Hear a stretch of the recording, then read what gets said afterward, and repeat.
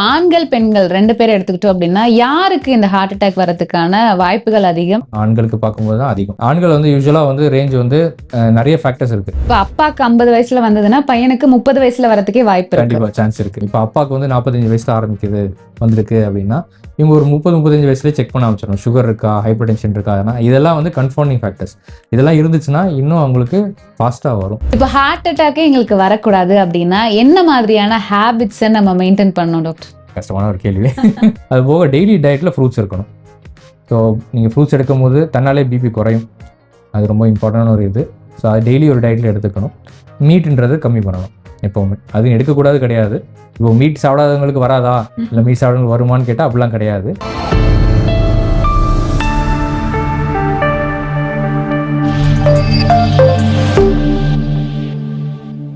Cosmo health நேயர்கள் அனைவருக்கும் வணக்கம். இன்றைய நிகழ்ச்சியில இதய அறுவை சிகிச்சை நிபுணர் டாக்டர் தினேஷ்குமார் நம்ம கூட இணைந்திருக்காரு. தொடர்ந்து நிறைய விஷயங்கள் பேசலாம். வணக்கம் சார். வணக்கம். எப்படி இருக்கீங்க டாக்டர்? இன்னைக்கு நிகழ்ச்சியில எல்லா இடத்துலயும் ஹார்ட் அட்டாக் அப்படின்னு சொல்றாங்க. இந்த ஹார்ட் அட்டாக்ல வெரைட்டிஸ் இருக்கா? இப்போ நெஞ்சில கை வச்சுட்டு விழுறது மட்டும்தான் ஹார்ட் அட்டாக்கா நம்ம இன்னைக்கு படங்கள்ல விளம்பரங்கள்ல பாக்குறோம். இந்த ஹார்ட் அட்டாக்ல என்ன மாதிரியான வெரைட்டிஸ் எல்லாம் இருக்கு, அதை பத்தி சொல்லுங்க. ஸோ இது ஒரு இம்பார்ட்டண்டான ஒரு கேள்வி. எப்படி பார்த்தீங்கன்னா, இது வந்து ஹார்ட் அட்டாக்ல வெரைட்டிஸ் இருக்கு. இப்போ வந்து பார்த்தீங்கன்னா, இப்போ மோஸ்ட்லி அப்படி பார்த்தீங்கன்னா ஒரு ஹார்ட் அட்டாக்னு டயக்னோஸ் பண்ணிட்டாங்க அப்படின்னா, அதில் வெரைட்டிஸ் வந்து பார்த்தீங்கன்னா ஒரு 2 மெயின் வெரைட்டி உண்டு. அது போக சயின்டிஃபிக்காக உங்களுக்கு நிறைய இதுலேயும் நிறைய ஒரு 5 டைப் இருக்குது. பட் அது எக்ஸ்பிளைன் பண்ணுறது ரொம்ப இம்பார்ட்டன்ட் இல்லை. பட் மக்கள் தெரிஞ்சுக்க வேண்டியதுன்றது ஒரு 2 இம்பார்ட்டன்டான இருக்குது. அது பேஸ்ட் ஆன் இசிஜி. அது வந்து ஸ்டெமின்னு ஒன்று சொல்லுவாங்க, என்ஸ்டெமின்னு ஒன்று சொல்லுவாங்க. ஸோ இப்போ ஸ்டெமின்னு எடுத்துட்டிங்கன்னா அதான் மோர் சிவியர். இப்போ பார்த்தீங்கன்னா ரத்த குழாய் ஒன்று இருக்குது அப்படின்னா அது ஃபுல்லாக பிளாக் ஆகிடுச்சு அப்படின்னா, அந்த பிளாக் ஆகும்போது அது சப்ளை பண்ண மொத்த வெசல் பிளட் அந்த மசிலும் செத்துரும். ஸோ அது வந்து டோட்டல் பிளாக் ஆகிறதுனால உங்களுக்கு வந்து இந்த இசிஜியில் ரிஃப்ளெக்ட் ஆகும். இந்த இது எதுக்காக இம்பார்ட்டன்ட் அப்படின்னா, இது வந்து ரொம்ப சிவியரானது. உடனே பேஷண்ட்டு இறந்து போக சாத்தியம். ஸோ அதனால் அதை உடனே அட்ரஸ் பண்ணணும். அது கண்டிப்பாக நீங்கள் ஹாஸ்பிட்டல் போகணுன்னு கண்டிப்பாக ஈஸியாக எல்லா ஒரு டாக்டருக்கும் எல்லாருமே ட்ரெயின் பண்ணி தான் இது பண்ணுவாங்க. ஸோ அவங்க கண்டுபிடிப்பாங்க. கண்டுபிடிக்கும் போது வித்தின் 90 மினிட்ஸ்க்குள்ளே வந்தாங்க அப்படின்னா அதுக்கு வந்து ஸ்டென்டிங் பண்ணுவாங்க.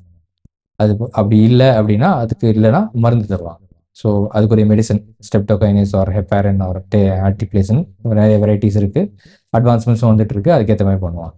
ஸோ இது தெரிஞ்சுக்க வேண்டியது இம்பார்ட்டன்ட். நம்ம அடுத்தது வெரைட்டி வந்து என்ஸ்டெமின்னு சொல்லுவாங்க. அது பார்த்தீங்கன்னா உங்களுக்கு வந்து ஸ்லோவாக வந்து ஒரு ஹார்ட் அட்டாக் வர மாதிரி, உடனே பிளாக் ஆகாமல் ஸ்லோவாக அந்த செடிமானம் அந்த படிமானம் மாதிரி ஆகி அதுக்கப்புறம் பிளாக் வராது. ஸோ இதனால என்ன ஆகும் அப்படின்னா, இந்த அட்டாக் வந்து ரொம்ப அக்யூட்டாக வராது, உடனே சடனாக ரொம்ப வராது. பட் ஆனால் வரும்போது கொஞ்சம் மேசிவாக வரும். ஆனால் வந்து இது வந்து டயர் எமர்ஜென்சின்னு சொல்லி எதுவுமே எமர்ஜென்சி தான். பட் அதனால டயர் எமர்ஜென்சின்னு ஒரு இது கிடையாது. ஸோ இதை வந்து ஃபஸ்ட்டு அட்மிட் ஆகும்போது ஸ்டெபிலைஸ் பண்ணுவாங்க. கூடிய மெடிசன் அதுக்குரிய மெடிசன் எல்லாத்தையும் கொடுத்துட்டு அதுக்கப்புறம் லேட்டர் ஸ்டேஜில் ஒரு ஆஞ்சியோகிராம் பண்ணி பார்ப்பாங்க. ஸோ இது ஏன் டிஃபரன்ஷியேட் பண்ணோம் அப்படின்னா, இப்போ வந்து மக்கள் பேசிக்கலி கேள்வி கேட்பாங்க. என்ன டாக்டரை பார்த்தாங்க, இதில் வந்து இப்போ வந்து ஸ்டென்ட் பண்ணணும்னு சொன்னாங்க, இப்போ ஆன்ஜியோ பண்ணணும்னு சொன்னாங்க, இல்லை இந்த ஹார்ட் அட்டாக் வேண்டாம்னு சொன்னாங்க, இல்லை இப்போதுக்கு வேண்டாம் சொல்லுவாங்க. அதனால தான் இந்த மேஜராக இந்த ஹார்ட் அட்டாக்கோட வெரைட்டி சொல்லணும்னு ஒரு அவசியப்பட்டது. இதை பார்த்தீங்கன்னா அந்த இதில் ஸ்டெமின்றது டாக்டர் எக்ஸ்பிளைன் பண்ணி உடனே பண்ணணும் 90 மினிட்ஸ்க்குள்ளேன்னு சொல்லியிருப்பாங்க. பட் 90 மினிட்ஸ் தாண்டினா அந்த ஆன்ஜியோவே திருப்பி உங்களுக்கு ஆபத்தாக முடியலாம். ஸோ அதனால அவர் வந்து வெயிட் பண்ணுங்கள், கொஞ்ச நாள் பொறுத்து பண்ணலாம். அப்போ வந்து நீங்கள் அந்த ஹாஸ்பிட்டலையோ அந்த டாக்டரை சந்தேகப்படக்கூடாது. இதுதான் என்னோட இது. அவங்க வந்து ஒரு நல்லது தான் சொல்கிறாங்க, பொறுமையாக ஆன்ஜியோ பண்ண வேண்டியது அதில் இம்பார்ட்டண்டான ஒரு. அதுவே என்ஸ்டெமின்ற போது சம்டைம்ஸ் ரொம்ப அக்யூட்டான கண்டிஷனை பார்த்துருந்தாங்க அப்படின்னா இப்போவே ஆன்ஜியோ பண்ணி பார்க்கணும் அப்படின்னு ஒரு இது இருக்கும்போது அது ஆன்ஜியோ பண்ணி உங்களுக்கு அதுக்குரிய ரிலேட்டிவ் ட்ரீட்மெண்ட்டு தருவாங்க.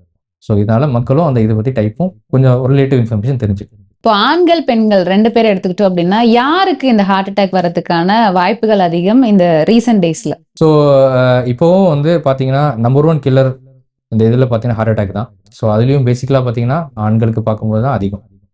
ஆண்கள் வந்து யூஸ்வலாக வந்து ரேஞ்ச் வந்து நிறைய ஃபேக்டர்ஸ் இருக்குது. மோஸ்ட்லி வந்து தேர் தி பிரெட் வினர். இப்போவும் I'm not complaining that ladies are not, but still there the maximum இது ஸ்ட்ரெஸ் பர்டன் அப்படிலாம் வரும்போது அது ஒரு ஆடட் ஃபேக்டர். செகண்டு பார்த்தீங்க அப்படின்னா அதேமாதிரி ஹைப்பர் டென்ஷன், டயபெட்டிஸ் எல்லாம் அவங்களுக்கு மோர் ப்ரோன் ஜெனட்டிக்காகும். ஃபீமேல்ஸ்க்கு என்ன அட்வான்டேஜ் அப்படின்னா அவங்களுக்கு அந்த ஹார்மோனல் பேலன்ஸ் படி பார்த்தீங்கன்னா அந்த 25 to அந்த 20 to 45 வரைக்கும் அந்த கேப் வந்து மோஸ்ட்லி ரொம்ப கம்மியான வாய்ப்புகள். ஏன்னா அந்த ஈஸ்ட்ரோஜன் அந்த ஃபேக்டர் வந்து ஹார்ட்டையும் ப்ரொடெக்ட் பண்ணும். ஏன் அப்படின்னா இது வந்து ஒரு நேச்சரோட மெக்கானிசம். விமனை ப்ரொடெக்ட் பண்ணுறதுனால தான் மற்ற பர்த் அண்ட் பெர்பெச்சுவேஷன் ஆஃப் ரேஸ், அதான் அந்த கண்டினியூட்டி ஆஃப் இது இருக்கும் அப்படின்றதுனால. ஸோ அதனால் ஃபீமேல்ஸ் எல்லாம் 45 வரைக்கும் இது ப்ரொடெக்ட் ஆவாங்க. பட் ஆனால் இது வரைக்கும் பார்க்கும்போது 45க்கு அப்புறம் ஃபீமேல்ஸோட ஃபேக்டர் ஈக்குவல் ஆயிரும். ஸோ அதனால் 45க்கு அப்புறம் பார்க்கும்போது அந்த மெனோபாஸ் அந்த இது அட்டைன் பண்ணும்போது females also become equally prone to heart attack like. இந்த மெனோபாஸ்க்கு அப்புறமா பெண்களுக்கு வந்து இதயம் சார்ந்த பிரச்சனை அதிகம், ஹார்ட் அட்டாக் அதிகமா வருதுன்னு சொல்றீங்க. இதுக்கு இந்த ஈஸ்ட்ரோஜன் கம்மியாகிறது மட்டும்தான் ஒரு ரீசனா, இல்ல வேற காரணங்கள் ஏதாவது இருக்கா? மோஸ்ட்லி பார்த்தீங்கன்னா oestrogen is the main factor. Oestrogen is the main thing. So oestrogen is a very protective hormone ஃபீமேல்ஸை பொறுத்த வரைக்கும். ஸோ ஹார்ட்டோட ஃபங்க்ஷனையும் கரெக்ட் பண்ணும். இந்த அத்ரோஸ்க்ளோரோசிஸ் நான் ஃபேக்டர் சொன்னேன், கொலஸ்ட்ரால் இதையும் கண்ட்ரோலில் வைக்கும். ஸோ லிவர் ப்ரொடெக்ஷன் எல்லாத்துலேயுமே கரெக்டான வச்சுருக்கோம். So when that level falls மற்ற எல்லா ஃபேக்டரும் will keeps on compensating. So அதனால அகெயின் ஃபேட் டிபாசிஷன் இன்க்ரீசஸ், அந்தோட இது எல்லாமே குறையும். ஸோ அத்ரோஸ்க்ளோரோசிஸ் இதுவும் இன்க்ரீஸ் ஆகும், ஹைப்பர்டென்ஷன் வர சான்சஸ் அதிகம். ஸோ இது எல்லாமே ஓகே. இப்போ எல்லா நோயுமே வந்து ஜெனட்டிக்கல் அப்படின்னு வந்து நம்ம இப்போ சொல்றத பார்க்கணும். ஒபேசிட்டி ஆகட்டும், ஹார்ட், பிபி எல்லா நோய்களையும் வந்து பரம்பரையில இருந்தா நமக்கும் வர வாய்ப்புகள் அதிகம் அப்படின்னு சொல்றோம். ஸோ இந்த ஹார்ட் அட்டாக்குமே அப்படிதானா? ஹார்ட் அட்டாக்லேயும் இருக்குது. இப்போ ஃபேமிலி ஹிஸ்ட்ரின்றது ஒரு ரொம்ப இம்பார்ட்டண்டான ஒரு இது.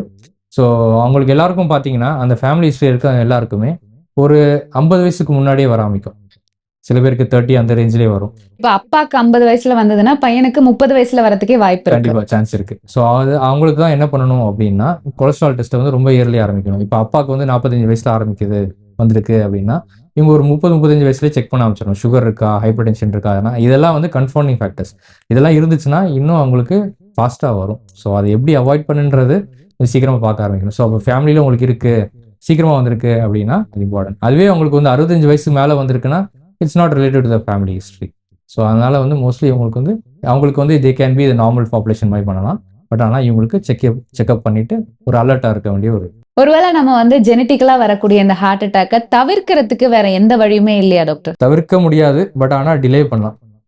ஸோ தவிர்க்க முடியாதுன்றது எப்படி தவிர்க்கலான்றது எப்படின்னு கேட்டிங்கன்னா நீ கண்டிப்பாக இந்த சுகர் கண்ட்ரோல், ஹைப்பர் டென்ஷன் வராமல், டயட்டு, ஸ்ட்ரெஸ்ஸு இது எல்லாமே பார்க்கலாம். இது ரொம்ப கஷ்டமான ஒரு இதுதான். பட் இருந்தாலும் அதை நமக்கு இருக்காங்க அப்படின்னா கண்டுபிடிச்சு பண்ணுறது நல்லது. அது போக அது எப்படின்னா அட்லீஸ்ட் ஒரு 10 இயர்ஸ் 20 இயர்ஸ் கூட வரைக்கும் டிலே பண்ணலாம். ஆனால் வந்து வரும்னு கேட்டிங்கன்னா அது வந்து நம்ம சொல்ல முடியாது. ஆனால் கண்டிப்பாக ஒரு ஏஜுக்குள்ளே உங்களுக்கு வந்துடும். பட் இது கட்டாயம் வரணும்னு அவசியம் கிடையாதுல்ல, ஜெனட்டிக்கலா இருக்கிறது கட்டாயம் வரும்ன்றது கிடையாது தான். ஏன்னா வந்து இது வந்து மல்டி ஃபேக்டரியல், எல்லா இதுவுமே இருக்காது. ஸோ அதனால் உங்களுக்கு வந்து அந்த இது வந்து இருக்குன்றது நம்ம வந்து தூண்டுற மாதிரி. நம்ம ஒரு ஹேபிட்ஸுவல் இது சரியில்லை, நம்ம டயட் சரியில்லை, நமக்கு சீக்கிரமாக டயபெட்டிஸ் வருது அப்படின்னா அது வந்து ஈஸிலி மேக்கிங் இட் ப்ரோன், கொஞ்சம் ஈஸியாக வர வைக்கிறோம் நம்மளே, இல்லைன்னா அது வர ஒரு சாத்தியம். இப்போ ஹார்ட் அட்டாக்கே எங்களுக்கு வரக்கூடாது அப்படின்னா என்ன மாதிரியான ஹேபிட்ஸை நம்ம மெயின்டைன் பண்ணணும் டாக்டர்? கஷ்டமான ஒரு கேள்வி. இருந்தாலும் சொல்கிறேன். எப்படின்னா இப்போ ஹார்ட் அட்டாக்கே வரக்கூடாது அப்படின்னா ஃபஸ்ட்டு நான் இப்போ சொன்ன மாதிரி ஜெனட்டிக் ஃபேக்டர் இருக்கான்னு ஃபஸ்ட்டு ரூல் அவுட் பண்ணிடுங்க, உங்கள் ஃபேமிலியில் யாருக்கா அது இருக்கான்ட்டு. அதே மாதிரி இப்போ பார்த்தீங்கன்னா ஒரு ஹெல்த்தி டயட், கரெக்டான ஒரு ருட்டீன். இது இப்போ பார்த்தீங்கன்னா நம்ம எல்லாமே ஒரு ஸ்பிரிச்சுவல் இது பார்த்தீங்கன்னா உங்களுக்கு எல்லாமே ஒரு ருட்டீனாக சொல்லியிருப்பாங்க. அது எல்லாமே தப்பு கிடையாது. எல்லாமே ஆல்மோஸ்ட் அந்த இதை மெயின்டைன் பண்ணுறது முக்கியம். ஸோ கரெக்டான ஒரு தூக்கம், 8 மணி நேரம் ஒரு தூக்கம், ஒரு 3 வேளை சாப்பாடு, அது ஓவர் ஈட்டிங் பண்ணக்கூடாது, கரெக்டான ஈட்டிங், அண்டர் ஈட்டிங்கும் பண்ணக்கூடாது, ரொம்ப முக்கியம். பிரேக்ஃபாஸ்ட்ன்றது ரொம்ப முக்கியம். ஸோ காலைல 8 மணி to 9 o'clock அந்த பிரேக்ஃபாஸ்ட்ன்றது ரொம்ப ரொம்ப முக்கியம். ஏன்னா அந்த 8 o'clockன்றது ஒரு சிர்காடியன் ரிதம்னு சொல்லுவாங்க. அதில் ஹார்மோன்ஸ் அது எல்லாமே பாடியில் பீக் ஆகும். அந்த டைமில் இருக்கும்போது டயட்ன்றது ரொம்ப முக்கியம். நம்ம அதை கொடுக்கல அப்படின்னா அது வந்து இன்ஃப்ளமேஷன் அதிகமாகும், அது against gonna cause more stress. So அது முக்கியம். ஸோ அது போக ஸ்ட்ரெஸ்ஸுன்றதை அவாய்ட் பண்ணணும். அது நமக்கு ஃபேக்டர்ஸ் இப்போ உள்ள அர்பனைசேஷனில் ரொம்ப கஷ்டம். பட் இருந்தாலும் எவ்வளோ தூரம் முடியுமோ அவ்வளோ.